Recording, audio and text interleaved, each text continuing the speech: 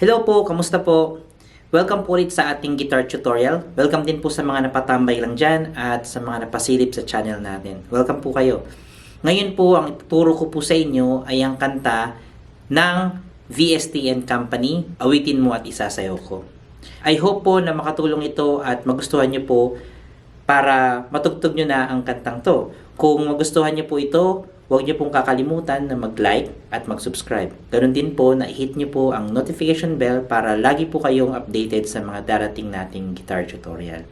Maraming salamat po at ngayon po simulan po natin ang kantang Awitin Mo at Isasayaw Ko.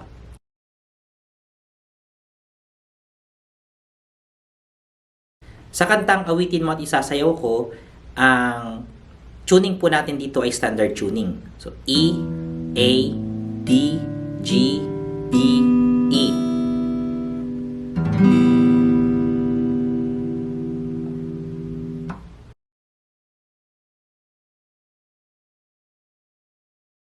So, ang intro po natin, ang chords po natin ay E flat minor.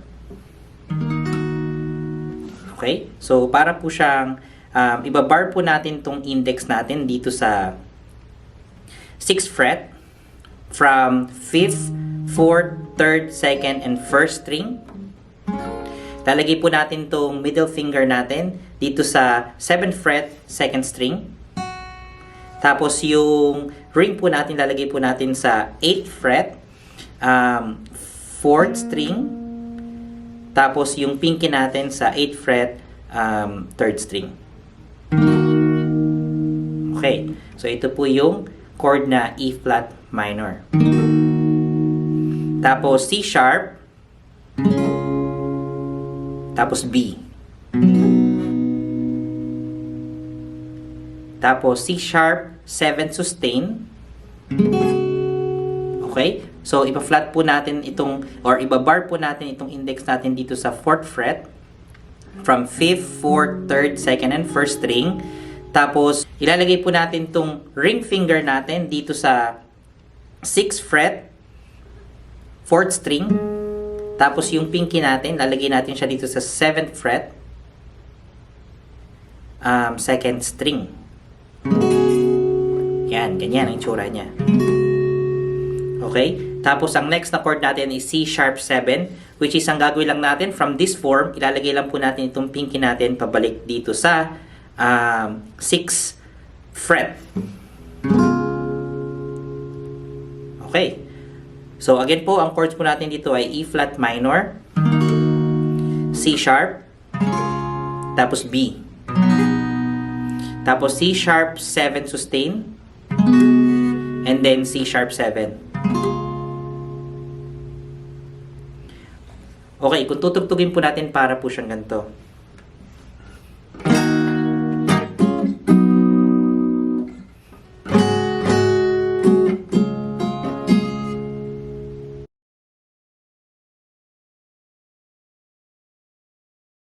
Sa verse po, ang chords po natin dito ay F sharp, G sharp minor 7. Okay, lalagay po natin tong index natin dito sa 4th fret. Ibabar po natin yan from 6th to 1st string. Tapos yung ring finger po natin, lalagay po natin siya dito sa 6th fret, 5th string. And then B minor 7. Para lang siyang B minor, tatanggalin natin yung pinky. Okay, 2 times po natin yan gagawin. Tapos, magkakaroon po tayo ng B flat minor 7. Okay, so from here, sa B minor 7, iusog lang natin siya dito sa 1st fret yung bar natin. Same form. So, ito yung B flat minor 7. Tapos, B flat 7. Okay? So, tatanggalin lang natin tong middle finger natin. Tapos, ilalagay natin tong pinky natin dito sa 3rd fret, 2nd string. Okay? And then, ang next natin is B major 7. Which is, iusog natin siya dito. Okay? Ayan.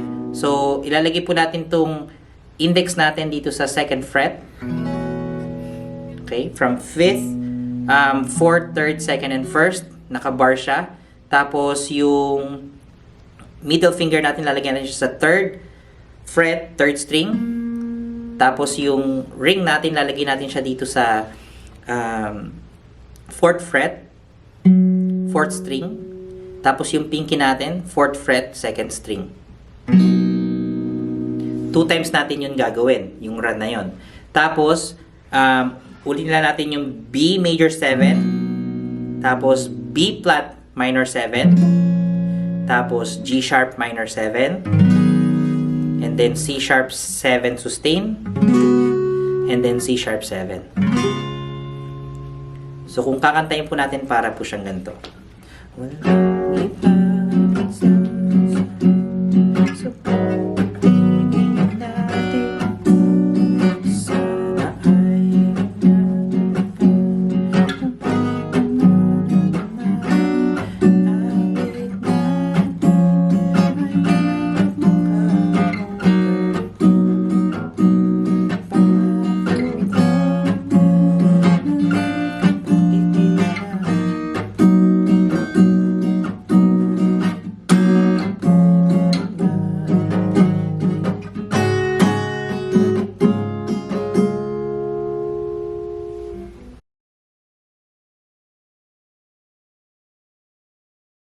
Sa refrain po natin, ang chords po natin dito ay A major 7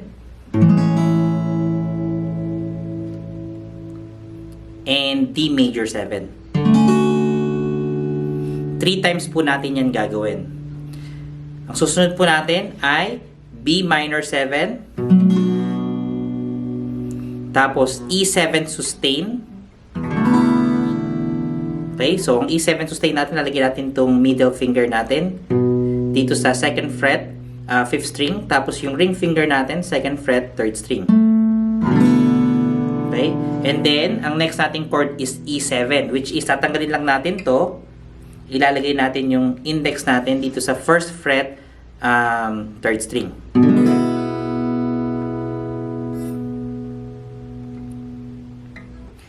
So, kung tutugtugin po natin, para po siyang ganito.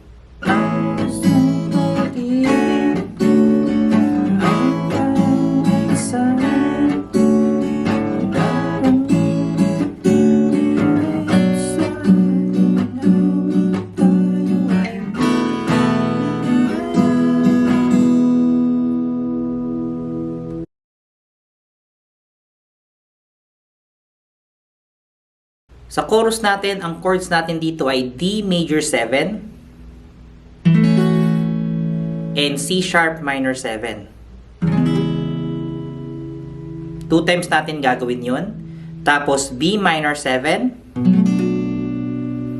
E7 sustain, tapos E7, and then C sharp 7 sustain, and then C sharp 7. So, kung kakantayan din, para po siyang ganito.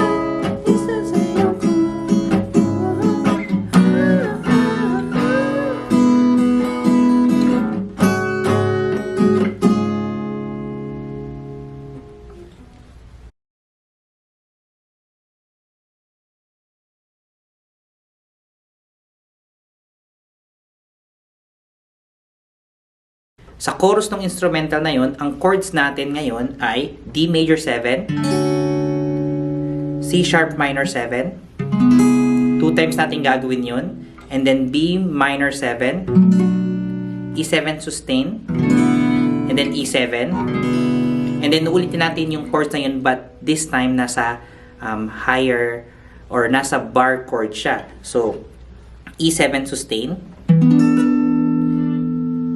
Okay, so andito siya sa, ipa-flat natin to or iba-bar natin tong 7th fret from 5th, 4th, 3rd, 2, and 1st string. Tapos lalagyan natin tong ring natin dito sa 9th fret, 4th string. Tapos, 10th fret dito sa pinky natin sa 2nd string. Okay? Tapos, yung E7 niya na bar chords is, ilalagay lang natin tong pinky dito kasama ng ring finger natin sa 9th fret. Okay, after nyan, balik tayo dun sa C sharp 7 sustain. And then, C sharp 7.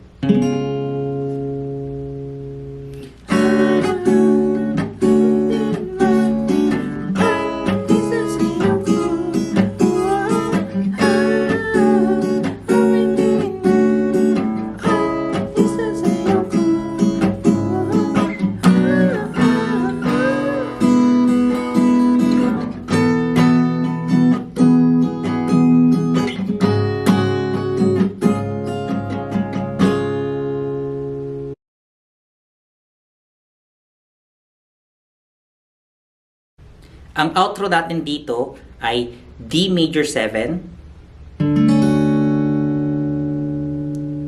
at C sharp minor 7. So matatapos yung buong kanta hanggang sa mag-fade siya sa dalawang chords na yan. At dyan na po matatapos ang kantang Awitin Mo at Isasayaw Ko ng VST Company. I hope you guys enjoy this tutorial at naging way to para matugtog nyo ng buo ang kantang Awitin Mo at Isasayaw Ko. Kung nakatulong po ito sa inyo, huwag niyo pong kakalimutan na mag-like at mag-subscribe.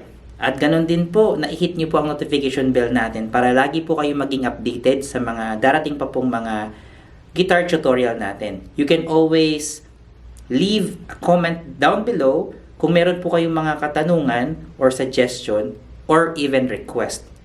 Maraming salamat po at magkita-kits po tayo next time. Maraming salamat po.